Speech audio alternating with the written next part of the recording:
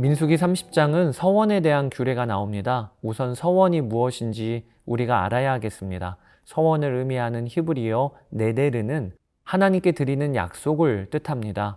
이스라엘 백성들이 자발적으로 하나님께 어떤 행동이나 헌신을 드리겠다고 입 밖으로 약속을 하는 것입니다. 성경에 등장하는 서원은 하나님께서 이렇게 해주시면 제가 무엇으로 헌신하겠습니다 라고 하는 조건부로 드리는 약속일 경우가 많았습니다. 예를 들면 창세기 28장에 야곱이 베델에서 하나님께 서원, 즉 약속을 합니다. 하나님, 제가 형 에서를 피해서 삼촌이 있는 밧단 아람으로 가는데 저를 무사히 가나안 땅 아버지 집으로 다시 돌아오게 하시면 제가 하나님을 섬기겠고 저의 재산 10분의 1을 드리겠습니다. 이런 식으로 서원을 하는 것입니다.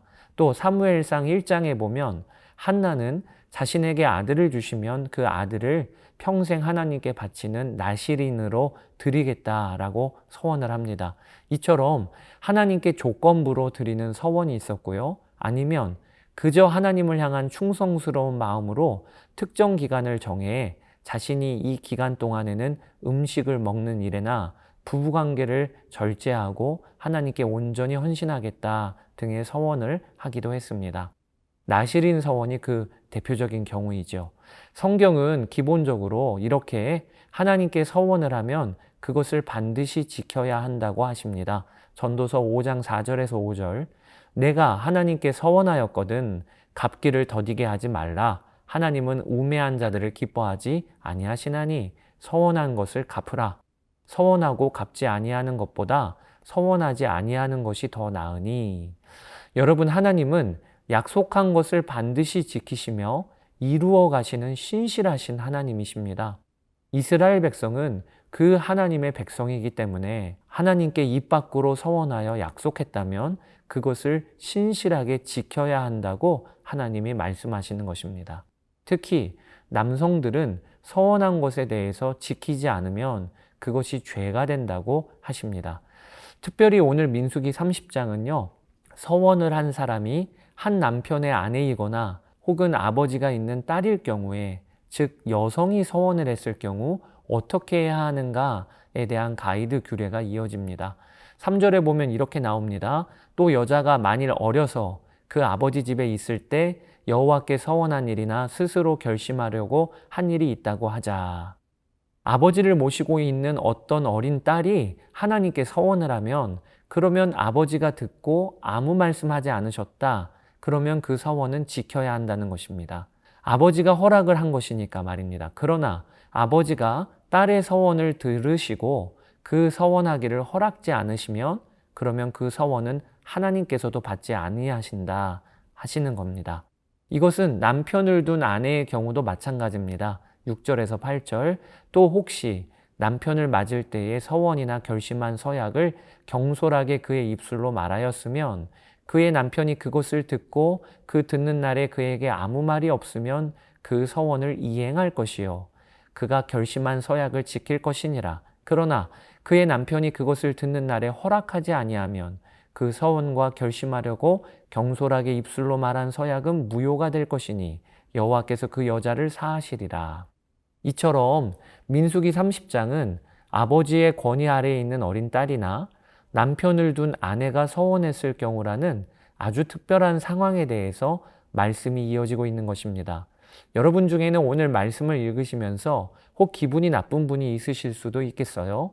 내용만으로 보면 여성은 하나님 앞에서 주체적인 인격으로 한 서원자로 제대로 대우조차 못 받는 것 같은 느낌이 들기 때문이죠.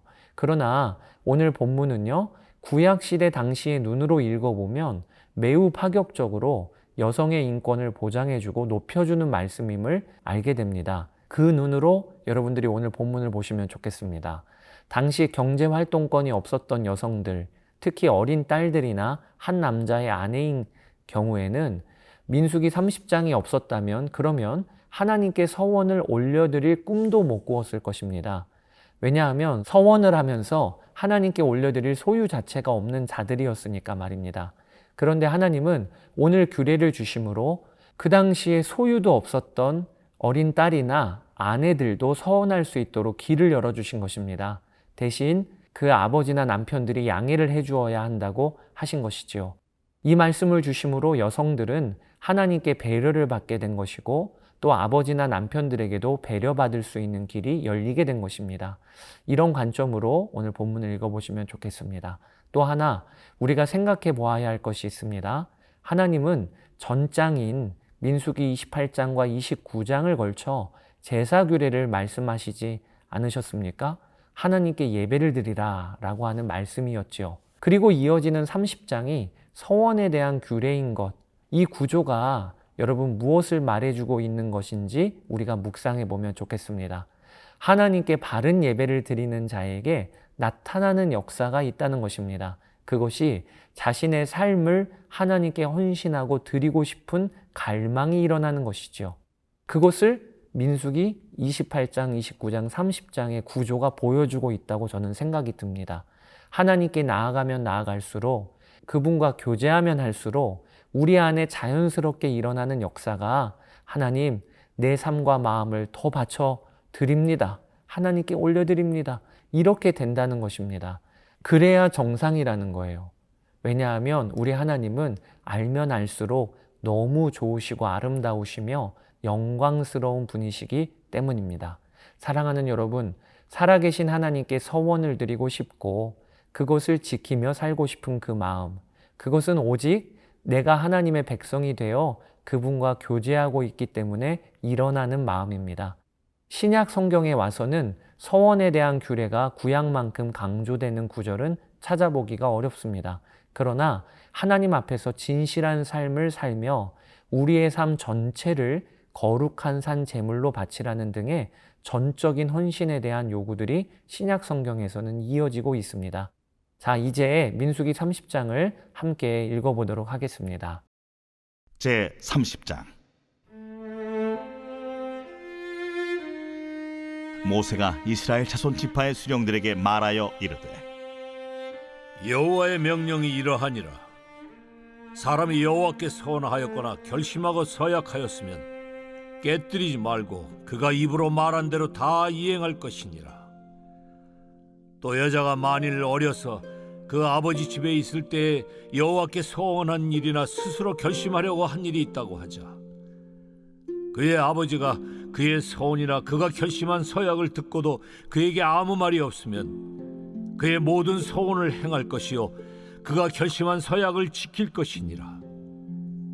그러나 그의 아버지가 그것을 듣는 날에 허락하지 아니하면 그의 서원과 결심한 서약을 이루지 못할 것이니 그의 아버지가 허락하지 아니하였은즉 여호와께서 사하시리라.